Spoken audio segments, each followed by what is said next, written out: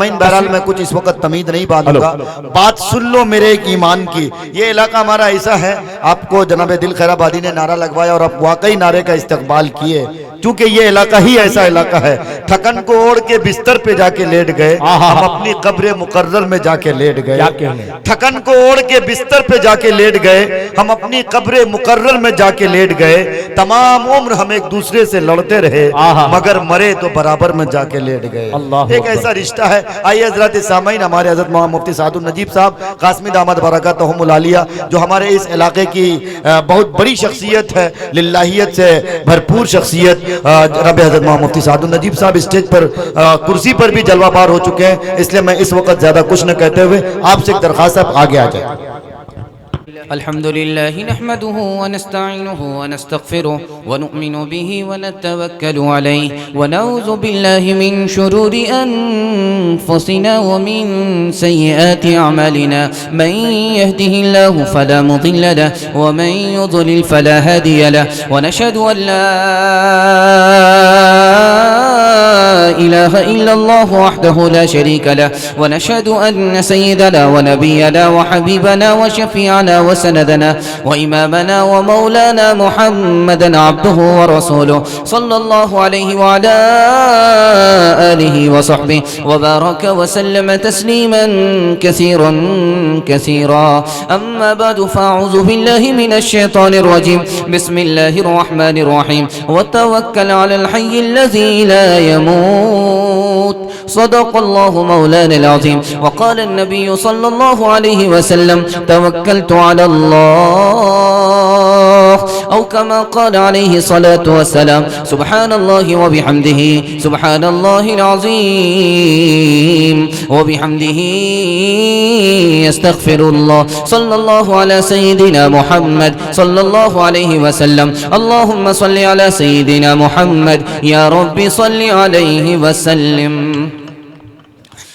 نبی اکرم شفیع اعظم، دکھے دلوں کا پیام لے لو، تمام دنیا کے ہم ستائے کھڑے ہوئے ہیں، سلام لے لو. عجیب مشکل میں کارواں ہے، نہ کوئی جادہ نہ پاسباں ہے، بشکل رہبر چھپے ہیں رہزن، اٹھو ذرا انتقام لے لو. یہ کیسی منزل پہ آ گئے ہیں، نہ کوئی اپنا نہ ہم کسی کے، نہ کوئی اپنا نہ ہم کسی کے، تم اپنے دامن میں آج آقا تمام اپنے غلام لے لو. الحمدللہ تھوڑا سا جلسہ آپ کا تھوڑی دیر کے لیے رکا ہوا ہے.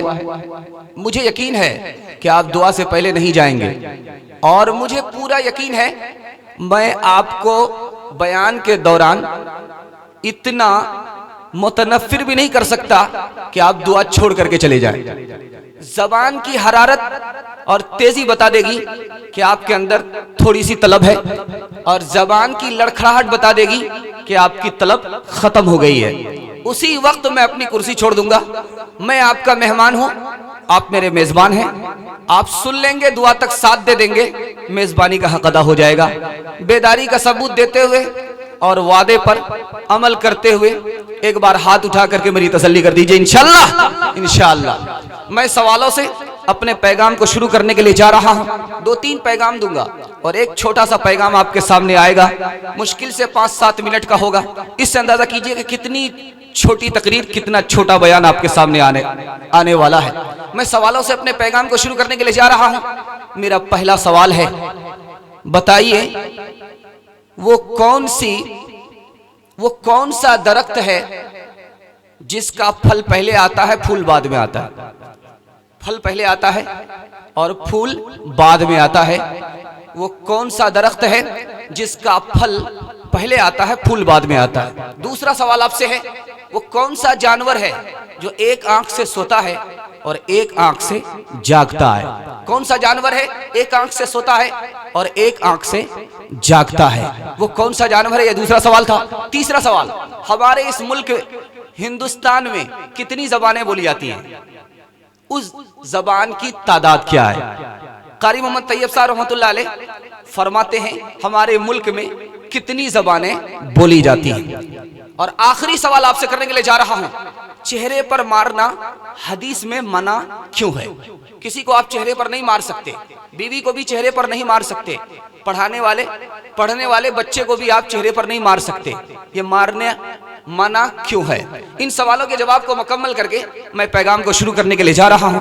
میرا پہلا سوال تھا، وہ کون سا درخت ہے پہلے اس کا پھل آتا ہے اس کے بعد پھول آتا ہے؟ وہ انجیر کا درخت ہے، جس درخت کی قسم اللہ نے قرآن میں کھائی ہے۔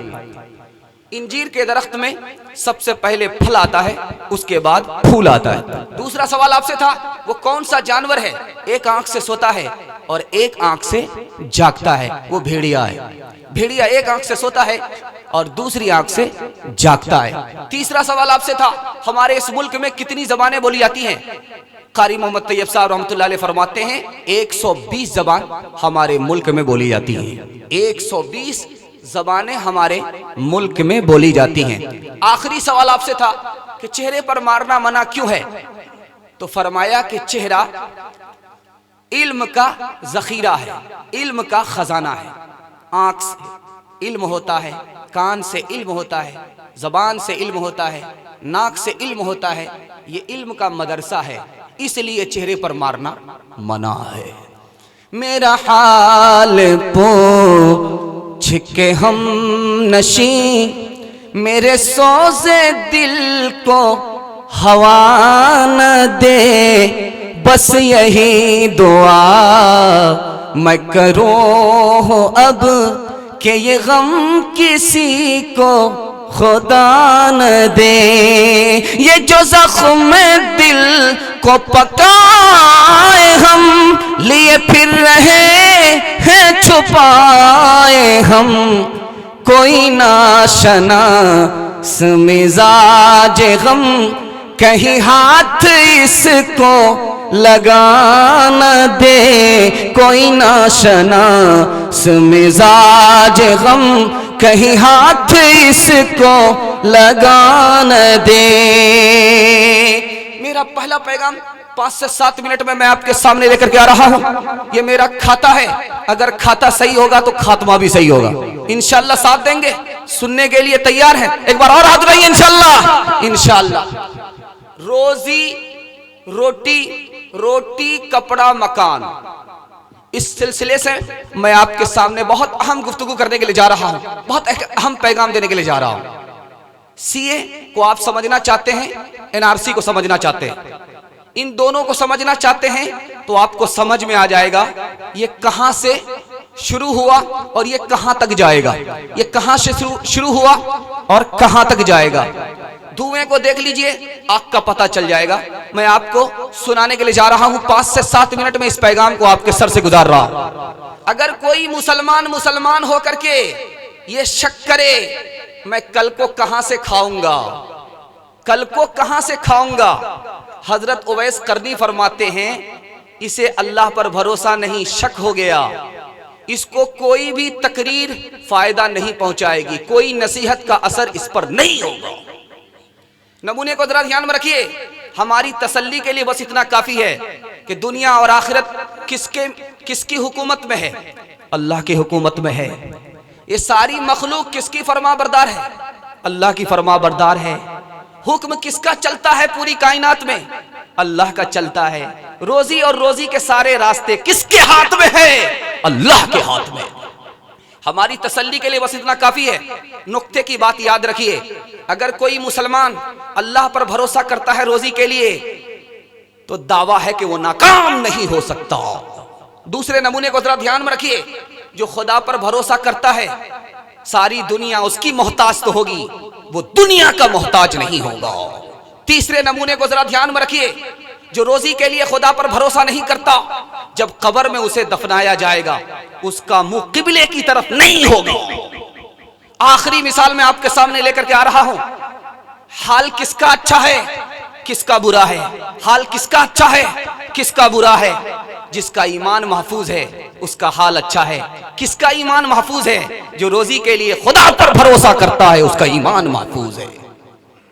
پالتا ہے بیج کو مٹی کی تاریکی میں کون، کون دریاؤں کی موجوں سے اٹھاتا ہے سحاب، کون لایا کھینچ کر پچھم سے بادے سازگار، خاک یہ کس کی ہے، کس کا ہے یہ نور آفتاب، کس نے بھر دی موتیوں سے خوشے گندم کی جیب، موسموں کو کس نے سکھلائی ہے خوئے انقلاب، موسموں کو کس نے سکھلائی ہے خوئے انقلاب۔ دو تین بات بہت دھیان سے سنیے، انشاءاللہ آپ کا دل بہت مضبوط ہوگا۔ ساری دنیا میں زلزلہ آئے گا لیکن آپ کے ایمان پر زلزلہ نہیں آ سکتا۔ بہت دھیان سے سنیے گا، بڑا پیارا نمونہ لے کر کے آ رہا ہوں۔ 4 نقطے کی بات کو یاد رکھیے۔ پہلا نقطہ یہ ہے، روزی کا ذمہ خدا نے لیا ہے۔ پہلے نقطے پر ذرا دھیان رکھیے۔ نبی صلی اللہ علیہ وسلم نے فرمایا اللہ نے پیدائش سے پہلے لوگوں کی روزی کو تقسیم کر دیا۔ دوسرے نقطے پر ذرا دھیان رکھیے۔ تیسرا نقطہ ہے یہ روزی زندوں کو ملتی ہے، مردوں کو نہیں ملتی۔ تیسرے نقطے پر ذرا دھیان رکھیے۔ چوتھا نقطہ آ رہا ہے، ضرورت سے زیادہ خدا نہیں دے گا، ضرورت کا سامان ہر حال میں دے گا۔ روزی 4 طرح کی ہے۔ ایک روزی کا نام ہے مضمون، دوسری روزی کا نام ہے مقسوم، تیسری روزی کا نام ہے مملوک، چوتھی روزی کا نام ہے موعود۔ میں بتانے کے لیے جا رہا ہوں، رزق مضمون کا مطلب ہے خدا جس پر بدن کو کھڑا رکھے، موت سے پہلے اسے موت نہیں آ سکتی جب تک کہ روزی مکمل نہ ہو جائے۔ اس روزی کا نام رزق مضمون ہے، یہ مل کر کے رہے گی، یہ روزی مل کر کے رہے گی۔ دوسری روزی کا نام ہے رزق مقسوم، اللہ نے پیدائش سے پہلے روزی کو لکھ دیا، یہ کھائے گا، یہ پیے گا، یہ پہنے گا، اس وقت ملے گا، اس وقت ملے گا، اتنا ملے گا، اتنا ملے گا، مل کر کے یہ روزی رہے گی۔ تیسری روزی کا نام ہے مملوک، جس کا آدمی مالک ہے، زمین ہے، مکان ہے، دکان ہے، اس کا مالک ہے۔ اور چوتھی روزی ہے جس کا اللہ نے وعدہ کیا بغیر محنت کے، مشقت کے، اللہ دے کر کے رہے گا۔ تلسی پکچی کے پیے گھٹے نہ شریطانی، تلسی پکچی کے پیے گھٹے نہ شریطانی، دان دیے دھن نہ گھٹے جو ساہے رگھویر، جو ساہے رگھویر، اجگڑ کرے نہ چاکری، پنچھی کرے نہ کام، اجگڑ کرے نہ چاکری، پنچھی کرے نہ کام، 7 دیپ 7 کھن، سب کا داتا رام، سب کا داتا رام۔ بہت دھیان دیجئے گا، میں آپ کو بتانے کے لیے جا رہا ہوں، یہ سی اے اور NRC کے حوالے سے مسلمانوں کی جب تعداد بڑھ رہی تھی تو فساد کا سلسلہ شروع کیا گیا، مسلمانوں کی نسل کشی کرو۔ لیکن اللہ کے رسول نے قسم کھائی کہ مجھے فخر ہوتا ہے جب میری امت کی تعداد بڑھتی ہے، فَإِنِّي مُكَاثِرٌ بِكُمُ الْأُمَمْ، زیادہ سے زیادہ بچوں کی ماں مرنے والی عورت سے شادی کرو تاکہ میں قیامت پر اپنی امت کی تعداد پر فخر کروں گا۔ نبی کو امت کی تعداد چاہیے تو خدا اس تعداد کو بڑھائے گا یا گھٹائے گا۔ سی اے کا قانون آ رہا ہے، NRC کا قانون آ رہا ہے، مسلمانوں کی تعداد سے پریشان ہو رہے ہیں، مسلمانوں کی تعداد سے پریشان ہو رہے ہیں۔ مسلمان کی تعداد بھی ہے، مسلمان کی استعداد بھی ہے، استعداد سے زیادہ گھبرائے ہوئے ہیں۔ یاد رکھنا چاہیے مسلمانوں کی 30,000 فوج تھی، 3 لاکھ سے ٹکرا گئی۔ 1000 فوج سے 313 ٹکرا گئے. وہاں استعداد تھی، تعداد نہیں تھی. چاند سارے ستاروں پر بھاری ہوتا ہے، ایک مسلمان پورے ملک پر بھاری ہوتا ہے. عزائم کو سینوں میں بیدار کر دے، نگاہ مسلمان کو تلوار کر دے. عزائم کو سینوں میں بیدار کر دے، نگاہ مسلمان کو تلوار کر دے. نگاہ مسلمان کو تلوار کر دے.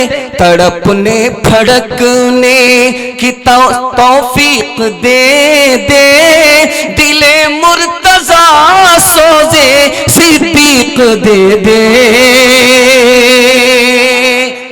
3 مسئلے ہیں اس ملک میں.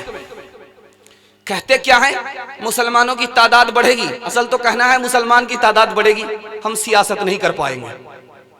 تو فیملی پلاننگ کے تحت اسکیم فیل ہو گئی، تو اب NRC لا رہے ہیں، CA لا رہے ہیں. مسئلے کو دھیان سے سمجھیے گا، سنیے گا. کہہ رہے ہیں کہ ملک میں تعداد بڑھے گی، ہر آدمی کو 2 سے زیادہ بچے پیدا نہیں کرنا چاہیے. 2 سے زیادہ بچے کی پیدائش نہ ہو. بہت دھیان دیجیے گا. بالکل یہ آپ کا پیغام ختم ہو رہا ہے. مجھے اتنی امید نہیں تھی کہ اتنی رات گزر جانے کے بعد اتنے ادب کے ساتھ آپ سنیں گے. اللہ آپ کو جزائے خیر دے، دنیا بھی بنائے، دین بھی بنائے. دھیان سے سنیے گا. اس ملک میں فیملی پلاننگ کے تحت 3 منصوبے رکھے گئے. 3 خطرے کو سامنے لایا گیا. ایک خطرہ یہ تھا جب ملک میں آبادی بڑھے گی تو غریبی آئے گی، اس لیے ہر آدمی 2 سے زیادہ بچے پیدا نہ کرے. 1880 میں جرمنی کی کتنی تعداد تھی؟ 45 ملین. اس وقت جرمنی بہت غریب تھا. 34 سال کے بعد جرمنی کی آبادی ہو گئی 68 ملین. 34 سال پہلے 45 ملین، 34 سال کے بعد 68 ملین. اور جرمنی اتنا خوشحال ہو گیا، اتنا خوشحال ہو گیا، غریبی دور ہو گئی، امیری 100 گنی آ گئی. دنیا میں ایک بھی ایسا ملک نہیں ہے جہاں آبادی بڑھے اور غریبی آئے. آج تک فیملی پلاننگ والے کو کوئی ملک ایسا نہیں ملا جہاں آبادی بڑھے اور غریبی آئے. اب غور کیجئے، 10 سال پہلے جائیے، جب ہم 1 بیگھا کھیت سے غذا نکالتے تھے تو کتنی غذا آتی تھی؟ 1 بیگھا میں 4 من، 5 من. آج حال کیا ہے؟ 1 بیگھا میں 20 من سے زیادہ ہم غلہ نکالتے ہیں. اس زمانے کی بات دیکھیے، مرغی سے انڈا نکلتا تھا 4 یا 5، ابھی 60 انڈے مرغی سے نکالے جا رہے ہیں. گائے سے دودھ نکلتا تھا 2 کلو، ابھی 60 کلو دودھ گائے کا نکلتا ہے. جب آبادی بڑھتی ہے تو اللہ زمین کی استعداد پیداوار کو بڑھا دیتا ہے. روس کے سائنسدانوں نے زمین پر ریسرچ کیا کہ زمین کی استعداد کیا ہے، اس سے کتنا غلہ نکالا جا سکتا ہے. تو انہوں نے کہا کہ 9.5 کھرب لوگوں کا غلہ نکالا جا سکتا ہے. 9.5 کھرب لوگوں کا غلہ نکالا جا سکتا ہے. جس وقت یہ بات انہوں نے کہی اس وقت تعداد کیا تھی؟ 3.5 ارب. 3.5 ارب پوری دنیا کی آبادی تھی. اس وقت روس کے سائنسدانوں نے کہا تھا اگر زمین پر ہم دماغ لگائیں تو 9.5 کھرب لوگوں کا غلہ نکالا جا سکتا ہے. خدا نے کہہ دیا آنے والے بچے کو آنے دو، جیسے ہم تمہیں کھلاتے ہیں اسی طرح اسے کھلائیں گے، ہم جیسے تمہیں کھلاتے ہیں ویسے اسے کھلائیں گے. ونوبا بھاوے جی ایک بہت بڑے ہندو لیڈر تھے، انہوں نے کہا آنے والے بچے کو آنے دو، اس کے کھانے کا 1 منہ ہوتا ہے، کمانے کے 2 ہاتھ ہوتے ہیں. مولانا منت اللہ رحمانی رحمت اللہ علیہ نے فرمایا آنے والا بچہ آتا ہے جو دماغ لے کر کے آتا ہے وہ موجودہ لوگوں کے پاس نہیں ہوتا.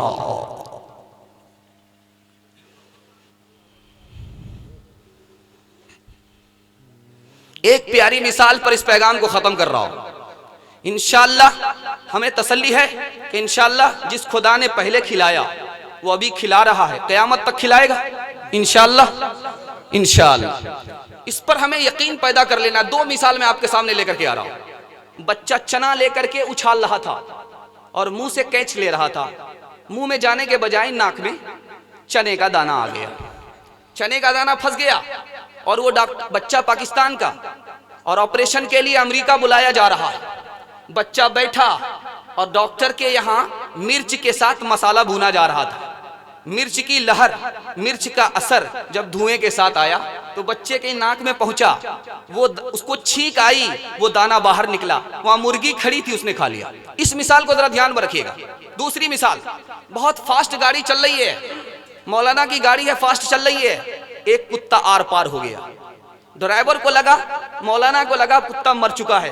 100 کلومیٹر آگے چلنے کے بعد جب دیکھا گیا کتا کہاں سے ٹکرایا تھا تو پتا چلا کہ کتا گاڑی کے جالے میں اٹک گیا، زندہ بچا ہوا ہے۔ یہ لوگ چائے پینے کے لیے ہوٹل گئے اور وہ کتا نکل کر کے وہاں ہڈی چبا رہا ہے۔ اس مثال کو ذرا دھیان میں رکھیے۔ ایک ڈاکو ڈاکہ ڈالنے کے لیے سر پر ہاتھ رکھ کر کے جنگل میں ہے، ایک اندھی ابابیل شاخ پر بیٹھی ہوئی ہے، اندازہ نہیں ہو رہا کہ جب آنکھ نہیں ہے تو یہ کھائے گی کہاں سے، جب آنکھ نہیں ہے تو یہ پیے گی کہاں سے۔ اچانک کیا دیکھا، وہ شاخ سے نیچے آئی، ایک پودا نکلا، اس میں 2 پتے تھے، ایک میں تل کا دانہ تھا، دوسرے میں شبنم کا قطرہ تھا۔ تل کے دانے کو کھایا، شبنم کا قطرہ پی لیا، بھوک بھی مٹ گئی، پیاس بھی بجھ گئی۔ اس نے اسی وقت توبہ کیا، جو خدا اندھی ابابیل کو پال سکتا ہے وہ اشرف المخلوقات کو بھوکا نہیں مار سکتا۔ 2 مثال میں نے آپ کے سامنے رکھی۔ دانا پھنسا ہے پاکستان میں اور دانا نکلا امریکہ میں۔ پتہ کیا چلا، کھیتی یہاں ہوئی تھی اور رزق امریکہ کی مرغی کے لیے لکھا ہوا تھا۔ اللہ کا غیبی نظام دیکھیے، دانا وہیں پہنچا۔ 100 کلومیٹر کے بعد اس ہڈی پر کتے کا رزق لکھا ہوا تھا، مرا نہیں، جالے میں اٹک گیا۔ کتا اپنے پیر سے چل کر کے آ نہیں سکتا تھا، غیبی نظام ہے۔ خدا کو بھول گئے لوگ فکر روزی میں، خدا کو بھول گئے، خدا کو بھول گئے لوگ فکر روزی میں، خدا کو بھول گئے لوگ فکر روزی میں۔ خیال رزق رہا، رزاق کا خیال نہیں۔ الحمدللہ میں کامیاب ہو گیا، آپ نے اس کی حفاظت فرما لی۔ میں نمونہ دینے کے لیے جا رہا ہوں، مدرسے سے دور مت رہیے، خانقاہ سے دور مت رہیے۔ میں وجہ بتانے کے لیے جا رہا ہوں، خانقاہ سے آپ دور رہیں گے آپ کو کیا نقصان ہوگا، مدرسے سے دور رہیں گے آپ کو کیا نقصان ہوگا۔ مدرسے میں اپنے بچے کو داخل کر کے تعلیم دلائیے۔ جس طرح پتھر پر جب چاقو کو رگڑ دیا جاتا ہے تو وہ چاقو تیز ہو جاتا ہے، جب بچہ مدرسے میں داخل ہوتا ہے، جب اللہ اللہ قرآن ناظرہ اور سبحان اللہ الحمدللہ اور قرآن کی تلاوت کرتا ہے تو اس کا ذہن ایسے ہی تیز ہوتا ہے جیسے پتھر پر چاقو تیز ہو جایا کرتا ہے۔ مدرسے کا بچہ بہت ذہین ہوتا ہے چونکہ اس کی عقل تیز ہوتی ہے۔ مثال مشہور ہے، ایک بچہ کسی فکر میں تھا، پوچھنے والے نے پوچھا کیا کر رہے ہو، کہاں گم ہو، تو کہا کہ میں اپنی شادی کے بارے میں سوچ رہا ہوں۔ تو کیا سامان ہوا، تو کہا ایک طرف سے تو انتظام ہو گیا ہے، دوسری طرف سے نہیں ہوا۔ کہا کیا مطلب ہوا، کہا میں تو راضی ہوں، بادشاہ کی بیٹی اور بادشاہ راضی نہیں ہے۔ دوسری مثال میں آپ کے سامنے لے کر کے آ رہا ہوں، ایک مدرسے کے طالب علم سے پوچھا گیا کہ گلہری کنویں میں گر گئی ہے، کنویں کا پانی کیسے پاک ہوگا؟ اسے مسئلہ معلوم نہیں تھا لیکن وہ اپنے عیب کو چھپانے کا ہنر جانتا تھا۔ اس نے کہا کہ پہلے یہ بتاؤ کہ گلہری کیسے گری ہے، دوڑ کر کے آئی تھی یا آہستہ آئی تھی، کسی نے گرایا ہے یا خود سے گری ہے، اور گرایا ہے تو جانور نے گرایا ہے یا انسان نے گرایا؟ اس کا دماغ خراب ہو گیا، اس کا عیب چھپ گیا۔ تیسری مثال میں آپ کے سامنے لے کر کے آ رہا ہوں، ایک بادشاہ کا عقیدہ تھا کہ مدرسے کا طالب علم بہت ذہین ہوتا ہے، بہت ذہین ہوتا ہے، مدرسے کا طالب علم بہت عقل مند ہوتا ہے، بہت ذہین ہوتا ہے، لیکن وزیر اس سے اتفاق نہیں کرتا تھا۔ اتفاق سے حوض پر بادشاہ بیٹھا ہوا تھا، مدرسے کا طالب علم گزر رہا تھا، بلایا کہ بیٹے بتاؤ کہ حوض میں کتنا کٹورا پانی آئے گا، کتنا کٹورا پانی حوض سے آ سکتا ہے؟ تو کہا کہ حضور پہلے یہ بتائیے کہ وہ کٹورا کتنا بڑا ہے، اگر حوض کے برابر ہے تو 1 کٹورا پانی آئے گا، اگر حوض کا آدھا ہے تو 2 کٹورے پانی آئے گا، اگر حوض کا تہائی ہے تو 3 کٹورے، اگر حوض کا چوتھائی ہے تو 4 کٹورے۔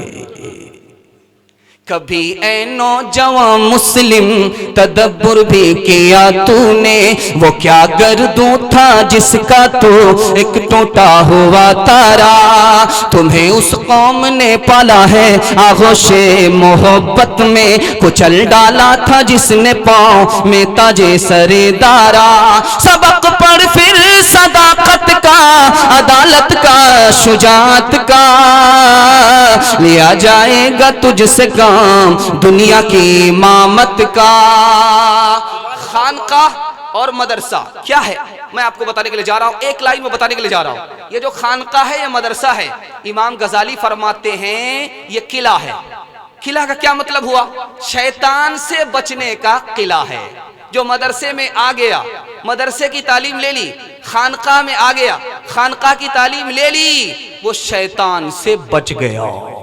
نمونہ دینے کے لیے جا رہا ہوں، مدرسے کو فضیلت کیوں ہے، خانقاہ کو فضیلت کیوں ہے؟ خانقاہ نے اور مدرسے نے علم کو دولت کا غلام بننے نہیں دیا، دولت کا غلام بننے نہیں دیا۔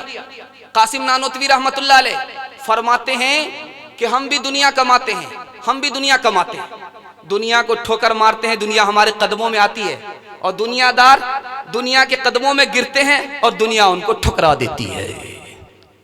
مولانا رشید احمد گنگوہی رحمت اللہ علیہ، وظیفہ آیا، افغانستان سے واپس کر دیا۔ میں بوڑھا ہو چکا ہوں، مجھے کیا ضرورت ہے، بڑھاپے میں دولت جمع کر کے کیا ملے گا، اس لیے واپس کر دیا۔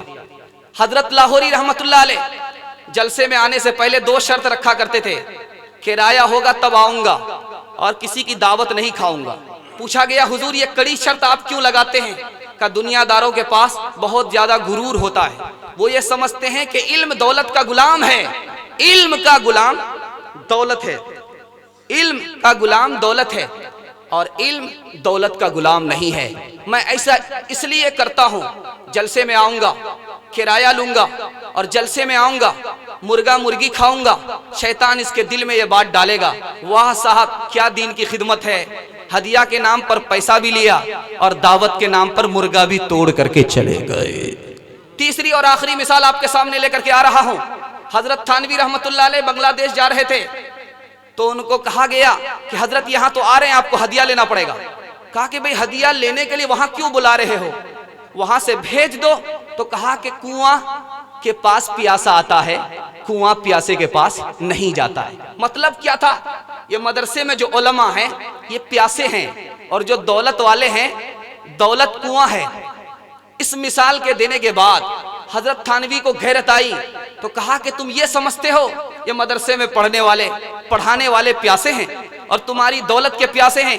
یاد رکھو تمہیں دین کی ضرورت ہے، ہمیں دنیا کی ضرورت ہے، اور دنیا تو ہمیں بقدر ضرورت مل گئی ہے اور مقدر سے زیادہ نہیں ملے گی، اور دین تمہارے پاس بقدر ضرورت بھی نہیں ہے۔ اب بتاؤ کہ پیاسے ہم ہیں یا پیاسے تم ہو؟ نہ لالچ دے سکی ہرگز تجھے سکوں کی جھنکاریں، تیرے دست توکل میں تھی استغنا کی تلواریں، سکھائے فقر کے آداب تو نے بادشاہی کو، جلال قیصری بخشا جمال خانقاہی کو۔ مدرسے سے 3 رشتہ ہوتا ہے، اس رشتے کو باقی رکھیں گے، ہاتھ اٹھا دیجئے انشاءاللہ۔ انشاءاللہ بچے کو بھیج کر کے تعلیم دلائیں گے اور مدرسے کا تعاون کریں گے انشاءاللہ، مدرسے کے علماء کی تعظیم کریں گے۔ یاد رکھیے ہمارا بچہ بعد میں بیرسٹر ہے، بعد میں ڈاکٹر ہے، بعد میں پروفیسر ہے، پہلے مسلمان ہے۔ اگر آپ نے پہلے مسلمان نہیں بنایا، مدرسے کی تعلیم نہیں دلائی، یہی بچہ آگے چل کر کے سلمان رشدی بن جائے گا، یہی بچے آگے چل کر کے تسلیمہ نسرین بن جائے گی۔ انشاءاللہ مدرسے سے رشتہ رہے گا۔ ہاتھ اٹھائیے ایک بار اور انشاءاللہ۔ عورتوں کے حوالے سے ایک پیغام دینا ہے، 2 پیغام آپ کو دینا ہے۔ 15 منٹ آپ کا اور خرچ کروں گا، آپ نے 15 منٹ مجھے دیا ہے، 15 منٹ اور دے دیجئے، یہ میرا بیان مکمل ہو جائے گا، اور آپ دعا کے لیے بالکل ہاتھ اٹھائیں گے۔ قبولیت کی گھڑی آسمان پر خدا آ چکا ہے، دل سے دعا کریں گے اور دل سے توبہ کریں گے، اللہ دین بھی بنا دے گا، دنیا بھی بنا دے گا انشاءاللہ۔ میں نمونہ دینے کے لیے جا رہا ہوں ماں بہنوں کے حوالے سے، ماں بہنوں کے حوالے سے۔ ایک ماں ہے، وہ کن کی ماں ہے؟ ربیعۃ الرائے، بہت بڑے محدث ہیں، ربیعۃ الرائے ان کی ماں، باپ نے 30,000 دینار دیے، دے کر کے جا رہا ہوں، امانت کے ساتھ رکھنا، میں واپس آ رہا ہوں۔ واپس آئے تو بیوی سے کہا وہ پیسے کہاں ہیں؟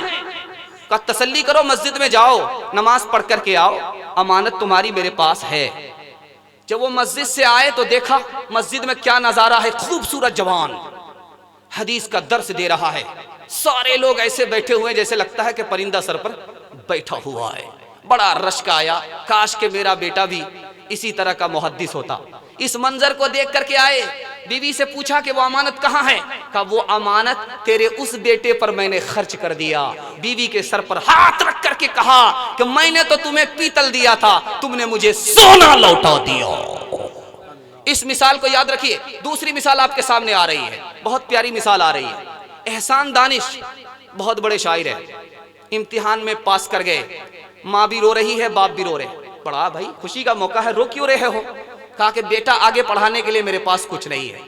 باپ نے کہا کہ بیٹا آگے پڑھانے کے لیے میرے پاس کچھ نہیں ہے، پیسے نہیں ہے۔ تو ماں نے کہا کہ بچے کو مایوس کیوں کرتے ہو، حوصلہ دو، ہم مٹی کے برتن میں کھانا پکا لیں گے، اس برتن کو بیچو، بچے کو پڑھاؤ، بچے کو دوبارہ یہ عمر نہیں ملے گی۔ تیسری مثال کو میں آپ کے سامنے لے کر کے آ رہا ہوں۔ احمد سعید دہلوی بہت بڑے عالم دین گزرے ہیں، باپ کا انتقال ہو گیا، یتیم ہو گئے۔ ماں نے کہا کہ بیٹا تیرا باپ تجھے بہت بڑا انسان بنانا چاہتا تھا، بیٹا جم کر کے محنت کرنا، بہت بڑا انسان بننا، تاکہ تیرے باپ کی روح کو آسودگی حاصل ہو جائے۔ اگر ہمت کرے انسان تو کیا کام ہے مشکل، اگر ہمت کرے کبھی آگہی نے مارا، کبھی بے خودی نے مارا، کبھی آگہی نے مارا، کبھی بے خودی نے مارا، میری موت زندگی ہے، مجھے زندگی نے مارا، یہ خلوص خود فریبی میرے کام کچھ نہ آیا، یہ خلوص خود فریبی میرے کام کچھ نہ آیا، تیری دشمنی سے بڑھ کر تیری دشمنی سے بڑھ کر تیری دوستی نے مارا، تیری دشمنی سے بڑھ کر تیری دوستی نے مارا۔ انشاءاللہ پہلی فرصت میں اپنے بچے کو تعلیم دلائیں گا، ہاتھ اٹھائیے انشاءاللہ۔ نمونہ دینے کے لیے جا رہا ہوں، بہت دھیان سے سنیے گا۔ دماغ کی غذا کیا ہے؟ تو اس کا جواب دیا علم ہے۔ علم مصیبت ہے یا نعمت ہے؟ کہا اگر علم پر عمل ہو جائے تو نعمت ہے، اگر علم پر عمل نہ ہو تو یہ مصیبت ہے۔ فرمایا وہ کون سی دولت ہے جس کو چرایا نہیں جا سکتا؟ تو کہا کہ علم وہ دولت ہے جس کو چرایا نہیں جاتا۔ یاد رکھیے ابن مبارک فرماتے ہیں انسان کو سب سے بڑی دولت کیا ملی ہے؟ عقل۔ اگر عقل نہ ہو تو علم، کہا علم نہ ہو خاموشی، کہا خاموشی نہ ہو تو دوسرے سے مشورہ، اگر یہ نہ ہو تو دھرتی کا بوجھ ہے، مر جانا بہتر ہے۔ دل سے تڑپ جدا نہ کر، ساز کو بے صدا نہ کر، دل سے تڑپ جدا نہ کر، ساز کو بے صدا نہ کر، دل سے تڑپ جدا نہ کر، دل سے تڑپ جدا نہ کر، ساز کو بے صدا نہ کر، درد جو ہو فغاں طلب، درد جو ہو فغاں طلب، ہوٹھ لا کے بھول جا، درد جو ہو فغاں طلب، درد اٹھے اٹھا کرے، چوٹ لگے لگا کرے، کچھ بھی ہو تو بنا میں دوست، کچھ بھی ہو تو بنا میں دوست، ہنس کے ہنسا کے بھول جا، ہنس کے ہنسا کے بھول جا۔ بڑا پیارا نمونہ بڑی تیزی کے ساتھ میں نے نکال دیا، اور میں ماں بہنوں تک پہنچنا چاہتا ہوں۔ اگر آپ لوگ اجازت دیں گے تو میں 2 سے 3 منٹ میں ماں بہنوں کے حوالے سے پیغام دے رہا ہوں، اس مثال پر ختم کر رہا ہوں، ایک مثال پر ختم کر رہا ہوں۔ آپ لوگ تیار ہیں؟ ہاتھ اٹھا دیجیے انشاءاللہ۔ حجاج بن یوسف کا دربار ہے، ایک عورت آتی ہے، ماں آتی ہے، کیا کہتی ہے؟ تم ظلم کرنا بند کر دو۔ جیسے ابھی شاہین باغ میں ہماری مائیں بیٹھی ہوئی ہیں اور حکومت وقت کو چیلنج کر رہی ہیں، اور ان کو کہہ بھی رہی ہے کہ ان کا اعلان بھی ہے کہ بھائی تم اپنے اس بل کو، اس ایکٹ کو واپس لے لو۔ اسی طرح حجاج بن یوسف کے دربار میں ایک ماں آتی ہے اور کہتی ہے حجاج بن یوسف ظلم کرنا بند کر دو، اگر بند نہیں کرو گے تو اللہ تمہیں اس دنیا سے، اس دنیا کی صفحہ ہستی سے ایسے مٹائے گا جیسے 1 سے لے کر کے 15 پارہ تک میں اللہ نے کلّا کو مٹا دیا ہے، کلّا کا لفظ نہیں ملتا۔ حجاج بن یوسف کے دربار میں ایک عورت آتی ہے، میرے 3 آدمیوں کو تم نے پکڑا ہے، ایک آدمی میرا بیٹا ہے، دوسرا آدمی میرا شوہر ہے، تیسرا آدمی میرا بھائی ہے، تینوں کو چھوڑ دو۔ حجاج بن یوسف بڑا سخت تھا، فیصلہ لینے میں بھی بہت سخت تھا۔ اس نے کہا کہ میرے کٹر دشمن ہیں، میں تینوں کو نہیں چھوڑ سکتا۔ کہا میری اپیل ہے، میری درخواست ہے، اس کو تم منظور کرو۔ تو کہا کہ تمہارے واسطے ایک کام کر سکتا ہوں، 2 کو پھانسی پر چڑھاؤں گا، 1 کو چھوڑ سکتا ہوں۔ اب تمہاری مرضی ہے، جس کو آزاد کرنا چاہو آزاد کرو، جس کو پھانسی کے حوالے کرنا چاہتی ہو پھانسی کے حوالے کرو۔ اس عورت کا فیصلہ دیکھیے، اس عورت کا فیصلہ دیکھیے۔ اس نے کہا کہ میرے بھائی کو چھوڑ دو، بھائی کو چھوڑ دیا، بیٹے کو پھانسی ہو گئی، شوہر کو پھانسی ہو گئی۔ حجاج بن یوسف کو بڑا تعجب ہوا کہ تو نے بیٹے کو نہیں بچایا، تم نے بھائی کو بچایا، تم نے شوہر کو نہیں بچایا، تم نے بھائی کو بچایا، شوہر تمہارا چلا گیا، بیٹا تمہارا چلا گیا۔ اس عورت کا جواب دیجئے۔ اللہ سب کو ایسی عقل سلیم سے ہماری ماں اور بہنوں کو اللہ مالا مال فرمائے۔ کتنا پیارا جواب دیا ہے۔ اس نے کہا کہ تم نے مجھے 1 کو بچانے کا اختیار دیا تھا اور میں نے غور کیا اور فیصلہ لیا، میرے فیصلے کی باریکی کو دیکھو، میں نے ایسا فیصلہ کیوں لیا؟ شوہر کو نہیں بچایا، بیٹے کو نہیں بچایا، میں جوان ہوں، میری شادی ہو جائے گی، مجھے شوہر مل جائے گا، خدا نے چاہا فضل ہوا تو مجھے بیٹا بھی مل جائے گا، میرے ماں باپ مر چکے ہیں، بھائی نہیں آئے گا۔ وہ مائیں تھی گھر کی دیواروں کی زینت، یہ مائیں کہ ہیں بازاروں کی زینت، وہ مائیں کہ مسجد میں بھی نہ جائیں، یہ مائیں کہ ہیں پوجے خانقاہیں، بھلا بیٹے وہ کب مسجد کو جائیں، بھلا بیٹے وہ کب مسجد کو جائیں، کہ ہوں ماں معقول جن کی ایسی مائیں، کہ ہوں نا معقول جن کی ایسی مائیں۔ سیرت کے حوالے سے میں پیغام دے رہا ہوں تاکہ کل کے جلسے کے لیے یہ برکت کا کام کرے۔ سیرت کے حوالے سے آپ لوگ سننے کے لیے تیار ہیں؟ ہاتھ اٹھا دیجئے انشاءاللہ۔ سیرت کے حوالے سے سنا رہا ہوں۔ عدد نکالو ہر چیز کے، 100 گن کر لو بھائی، 2 ملا کر 5 گن کر لو، پھر 20 کا بھاگ لگائے، 20 کا بھاگ لگائے، باقی بچے کو 9 گن کر لو، پھر 2 میں اور ملائے۔ کہت کبیرہ سن بھائی سادھو، نام محمد کے آئے، نام محمد کے آئے۔ کبیر داس کا کہنا ہے ہر نام کا عدد نکالو، چاہے وہ ہندو رہے چاہے وہ مسلمان رہے، اس کا عدد نکالو اور اس کو 4 سے گنا کرو اور 2 سے اس کو جوڑ دو، پھر اس کو 20 سے بھاگا لگاؤ، پھر اس کو 5 سے گنا کر دو اور پھر اس کو 9 سے جوڑ دو، پھر اس کو 9 سے تقسیم کرو، پھر 2 سے جوڑ دو تو 92 کا عدد نکلتا ہے۔ محمد کا عدد بھی 92 ہے۔ جس طرح اللہ کی قدرت پوری کائنات میں چھپی ہوئی ہے، اسی طرح ہر انسان کے نام میں اللہ نے محمد کو چھپا دیا۔ سبحان اللہ۔ عدد نکال ہر تب تک سندر مادی کویا، بنا محمد پار نہایا، بنا محمد پار نہایا، بنا محمد پار نہایا، ہر سندر نرمان نہ ہووی، تلسی وچن ستیا سچ ہووی، تلسی وچن ستیا سچ ہووی۔ جیسا نبی صلی اللہ علیہ وسلم کا اخلاق تھا ویسا ہی ہمارا اخلاق ہونا چاہیے۔ 2-3 مثال میں صرف دوں گا، زیادہ نہیں، صرف اس کو دھیان سے سنیے، لائن بلائن آ رہا ہے۔ نبی صلی اللہ علیہ وسلم کے سر پر سایہ ہے، سارے صحابی کے سر پر دھوپ ہے۔ اللہ کے رسول نے کہا کہ اس کپڑے کو ہٹاؤ، میں بھی تمہاری طرح انسان ہوں، ایسا نہیں ہو سکتا میرے سر پر سایہ ہو اور میرے صحابہ کے سر پر دھوپ ہو۔ اللہ کے رسول صلی اللہ علیہ وسلم دوسرے کے لیے کھڑے ہو جاتے تھے، لیکن اپنے لیے کوئی کھڑا ہوتا تھا تو پسند نہیں فرماتے تھے، یہ تواضع کی وجہ سے۔ غلام بھی دعوت دیتا تھا، اللہ کے رسول قبول کر لیتے تھے۔ اگر کھجور پڑی ہوئی ہے اس کو دھو کر کے کھا لیتے تھے، گدھے پر بیٹھ کر کے آپ سواری کرتے تھے، ذرہ برابر بھی آپ اس کو معیوب نہیں سمجھتے تھے۔ نبی صلی اللہ علیہ وسلم کے اخلاق کی 3 مثال میں آپ کے سامنے لے کر کے آ رہا ہوں۔ اللہ کے رسول کی 3 خوبی تھی۔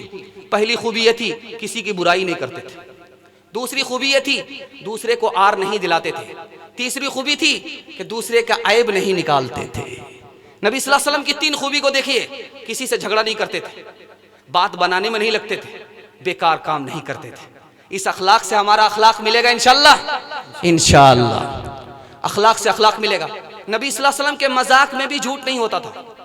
ایک بچے کو ماں نے دیا کہ انگور نبی صلی اللہ علیہ وسلم کو پہنچا دو، بچہ کھا گیا۔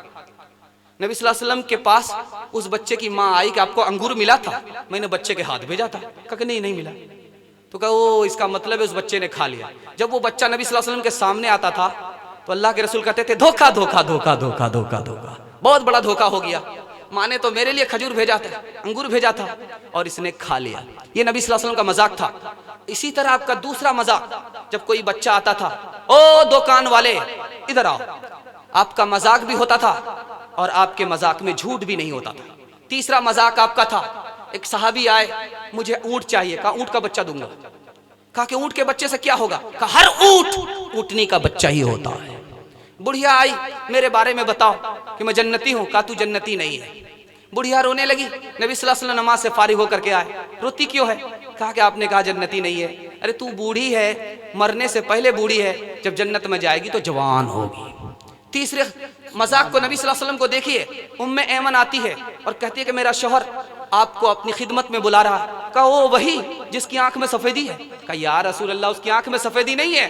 کہا کہ ہر آنکھ میں سفیدی ہوتی ہے۔ ایک صحابی تھے، بوجھ لے کر کے چل رہے تھے، اللہ کے رسول نے کہا کہ تم تو سفینہ معلوم ہوتے ہو، کشتی معلوم ہوتے ہو۔ اس صحابی نے اپنا نام سفینہ ہی رکھ دیا کہ نبی صلی اللہ علیہ وسلم نے مذاق میں مجھے سفینہ کہہ دیا تھا، اور اللہ کی قدرت دیکھیے، نبی کے مذاق کو بھی اللہ نے سچ کر دیا کہ وہ کشتی کا بوجھ اٹھا لیا کرتے تھے۔ اللہ کے رسول صلی اللہ علیہ وسلم کے صحابی تھے، سوتے تھے تکیا کے نیچے 2 دھاگے رکھتے تھے، ایک دھاگا سفید ہوتا تھا اور ایک دھاگا کالا ہوتا تھا، یہ پتہ کرنے کے لیے سحری کا وقت کب شروع ہوتا ہے اور سحری کا وقت کب ختم ہوتا ہے۔ پوچھا کہ رسول اللہ، یا رسول اللہ میں تو اٹھ کر کے دیکھتا ہوں اور سفید دھاگا مجھے نظر نہیں آتا، کالا دھاگا اور نظر نہیں آتا۔ یہ سفید دھاگا تم نے یہ سمجھا جو کپڑے کا دھاگا ہے، وہ دھاگا اصل میں آسمان کی سرخی ہے اور سفیدی ہے۔ کیا تمہاری تکیا میں آسمان سما گیا؟ یہ نبی صلی اللہ علیہ وسلم کا مذاق تھا۔ صحابہ میں کبھی جب رو بے دہشت کا اثر پاتے تو خوش طبعی بھی فرماتے مگر حق بات فرماتے، نہ کوئی لفظ لا یعنی زبان پر لاتے، نہ کوئی لفظ لا یعنی زبان پر لاتے، ثواب و اجر کی جو بات ہوتی تھی وہ فرماتے۔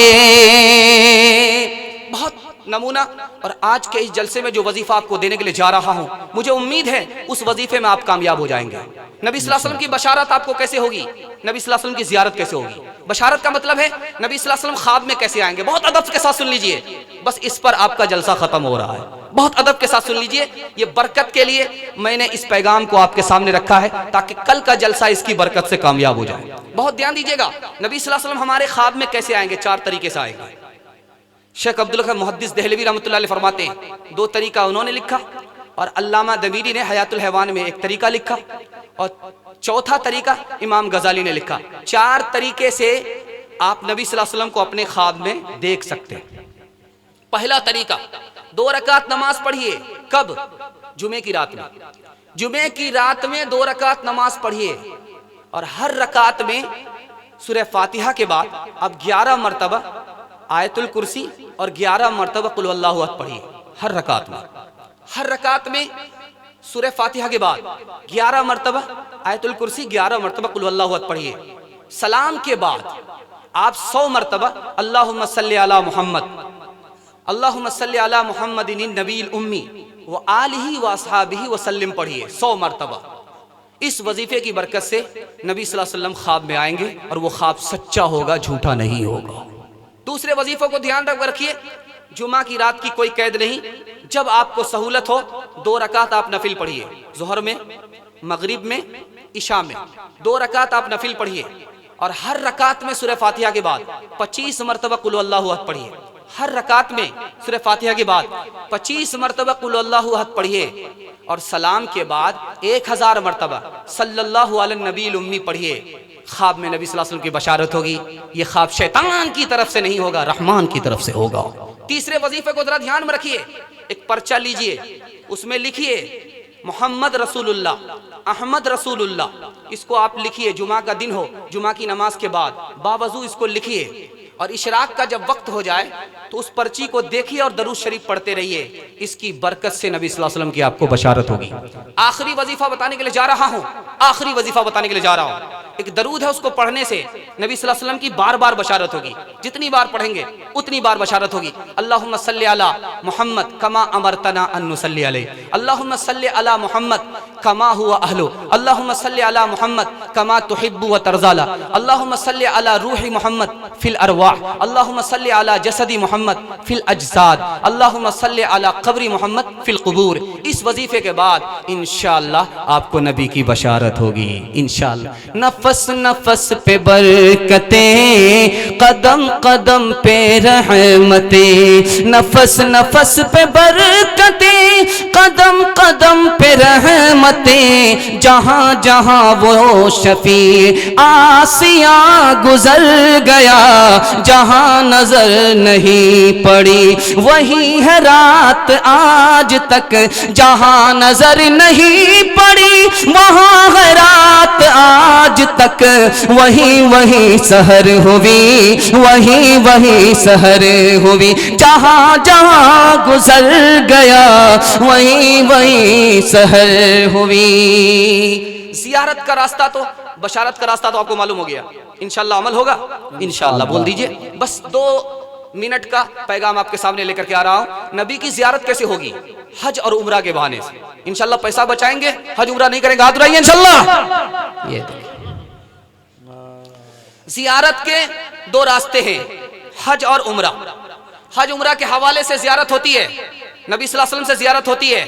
زیارت کے حوالے سے 5 حدیث سنا رہا ہوں، صرف لائن بلائن، بائی پاس لے جا رہا ہوں، لائن بلائن حدیث سنا رہا ہوں۔ پہلی حدیث، اللہ کے رسول نے فرمایا، حج عمرہ کے بہانے سے جس نے میری زیارت کی اس نے جیتے جی مجھ سے ملاقات کیا۔ دوسری حدیث آ رہی ہے، جس نے حج عمرہ کے حوالے سے میری زیارت کی اس کے حق میں میری طرف سے شفاعت واجب ہوگی۔ تیسری حدیث آ رہی ہے، اگر حج عمرہ کے بہانے سے میری کسی نے زیارت کی اسے 2 مقبول حج 2 مقبول عمرے کا ثواب ملے گا۔ چوتھی حدیث آ رہی ہے، حج عمرہ کے بہانے سے اگر کسی نے نبی کی زیارت کی، اللہ کے رسول فرماتے ہیں میری بغل میں اسے اللہ جنت الفردوس عطا فرمائے گا۔ آخری حدیث سنانے کے لیے جا رہا ہوں، ہمارا امتی ہمارے احسان کو فراموش کر جائے، دولت اللہ دے، میری زیارت نہ کرے، اس نے میرے اوپر ظلم کیا۔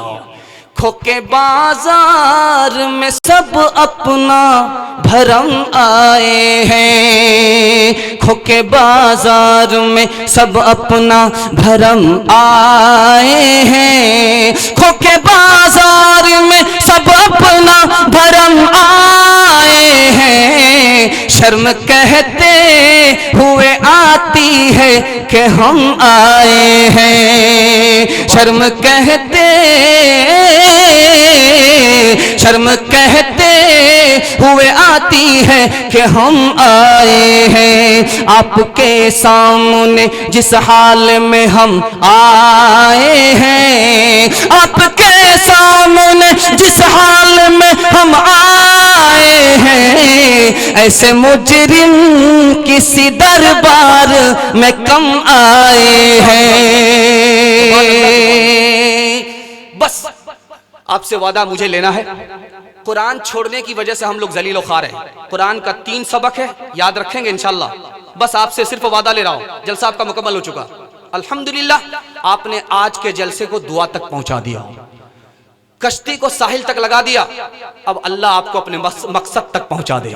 بہت دھیان رکھنے کے لیے میں آپ سے صرف وعدہ لینا چاہ رہا ہوں، قرآن کا 3 سبق ہے اور قرآن کا 4 حق ہے۔ 3 سبق یاد رکھیں گے، 4 حق ادا کریں گے، ہاتھ اٹھا دیجیے انشاءاللہ۔ انشاءاللہ 3 سبق ہے، 4 حق ہیں۔ پہلا سبق، ہمارا خدا ایک ہے، اس کے علاوہ کوئی اور نہیں ہے، اس کے برابر کا کوئی نہیں ہے، اس کے ساتھ کوئی نہیں ہے۔ یہ پہلا سبق ہے۔ دوسرا سبق، جس طرح نبی کا دین سچا، جس طرح نبی کا خدا سچا، جس طرح نبی کا دین سچا، نبی کا قرآن سچا، اسی طرح نبی سچے، نبی کی زبان سچا۔ یہ دوسرا سبق ہے۔ تیسرا سبق ہے، ہمیں مرنا ہے، یقینی مرنا ہے، خدا کو حساب کتاب دینا ہے، موت سے پہلے موت کی تیاری کرنا ہے انشاءاللہ۔ یہ 3 سبق ہیں، اور قرآن کا 4 حق ہے۔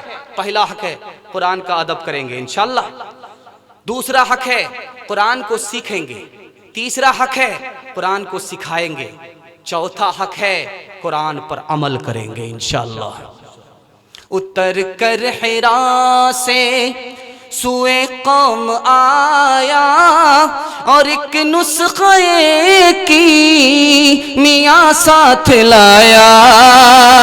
اتر کر حرا سے سوئے قوم آیا، اور ایک نسخے کی میاں ساتھ لایا، اور ایک نسخے کی میاں ساتھ لایا۔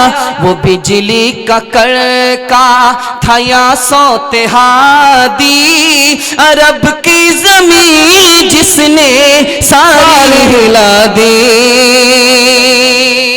ایک آیت بتانے کے لیے جا رہا ہوں، آپ کے علم میں اضافہ ہوگا۔ قرآن کی سب سے زیادہ پڑھی جانے والی آیت کون سی ہے؟ قرآن کی سب سے آخری آیت کون سی ہے؟ قرآن کی سب سے افضل آیت کون سی ہے؟ اور قرآن کی سب سے آخری آیت کون سی ہے؟ اور قرآن کی سب سے جامع آیت کون سی ہے؟ یہ 5 مثالیں ہیں، نمونہ آپ کے علم میں اضافے کے لیے دے رہا ہوں، اور اپنی بات کو ختم کر رہا ہوں۔ سننے کے لیے تیار ہے؟ بیداری کا ثبوت دیجئے انشاءاللہ۔ قرآن کی سب سے زیادہ پڑھی جانے والی آیت سورہ فاتحہ ہے۔ قرآن کی سب سے افضل آیت آیت الکرسی ہے۔ قرآن کی سب سے جامع آیت، ایک آیت میں سارا قرآن جمع کر دیا اللہ نے۔ کون سی آیت ہے؟ جو خطبے میں پڑھی جاتی ہے، ان اللہ یأمر بالعدل والاحسان۔ اللہ نے انصاف کا حکم دیا، احسان کا حکم دیا، رشتہ دار کے حق کو ادا کرنے کے لیے کہا ہر برائی چھوڑ دو، ہر گناہ چھوڑ دو، ہر بے حیائی چھوڑ دو۔ اس ایک آیت میں اللہ نے پورے قرآن کو جمع کر دیا۔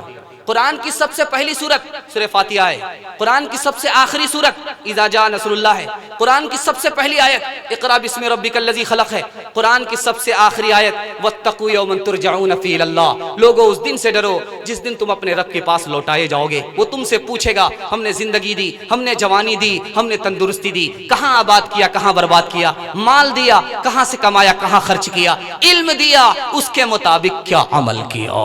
نمونہ دینے کے لیے جا رہا ہوں، ایک چھوٹی سی آیت ہے الم یعلم بان اللہ یرا، الم یعلم بان اللہ یرا۔ خانقاہ میں آیا، وظیفہ لے رہا ہے، وظیفہ یاد کر کے آیا، ایک ہفتے کے بعد اپنے شیخ سے کہہ رہا ہے، اپنے پیر سے کہہ رہا ہے دوسرا وظیفہ دو۔ یہ وظیفہ مکمل ہو گیا، کہا اتنی جلدی وظیفہ مکمل ہو گیا؟ اس وظیفے کو مکمل کرتے ہوئے عمر ختم ہو جاتی ہے، وظیفہ ختم نہیں ہوتا، اتنی جلدی کیسے وظیفہ ختم ہو گیا؟ سارے مرید کو شیخ نے، پیر نے ایک مرغی دیا، ایک چاقو دیا، کہا ایسی جگہ ذبح کر کے لاؤ جہاں کوئی نہ دیکھے۔ سارے مرید ذبح کر کے لے آئے، ایک مرید زندہ مرغی لے کر کے آ رہا ہے، کہا کہ سب نے وہ کام کیا، تم سے ایک چھوٹا سا کام بھی نہیں ہو سکا۔ کہا کہ حضور آپ نے شرط لگا دی تھی ایسی جگہ ذبح کرنا جہاں کوئی نہ دیکھے، مجھے دنیا میں کوئی ایسی جگہ ہی نہیں ملی جہاں خدا نہ ہو۔ آخری مثال دے رہا ہوں، اس پر ختم کر رہا ہوں۔ اب بھی سوچیں گے آخر کر رہا ہے کہ ہم کو ختم کر کے ہی چھوڑے گا۔ آخری مثال دے رہا ہوں، عبداللہ بن عباس رضی اللہ تعالیٰ عنہ۔ سوال پوچھا گیا سب سے افضل آدمی کون ہے، سب سے افضل کلمہ کون ہے، اس کے بعد کون سا کلمہ ہے، اس کے بعد کون سا کلمہ ہے، پوچھا جا رہا ہے بغیر ماں باپ کے کون انسان پیدا ہوئے، کون جانور پیدا ہوئے۔ چوتھا سوال ہے وہ کون سی قبر ہے جو گھوم رہی تھی اور مردے کو قبر والے کو لے کر کے گھوم رہی تھی، وہ کون سی قبر تھی جو گھوم رہی تھی جگہ پر نہیں تھی، وہ کون سا پیغمبر ہے جو انسان بھی نہیں ہے، جنات بھی نہیں ہے، فرشتہ بھی نہیں ہے، وہ کون سی جگہ ہے جہاں سورج طلوع نہیں ہوا، ایک بار طلوع ہوا تھا قیامت تک طلوع نہیں ہوگا۔ ان سوالوں کے جواب کو اس نے دیا ہے جن کو امام التفسیر کہا جاتا ہے، شیخ التفسیر کہا جاتا ہے، قرآن کا سب سے زیادہ علم جمع کرنے والا کہا جاتا ہے۔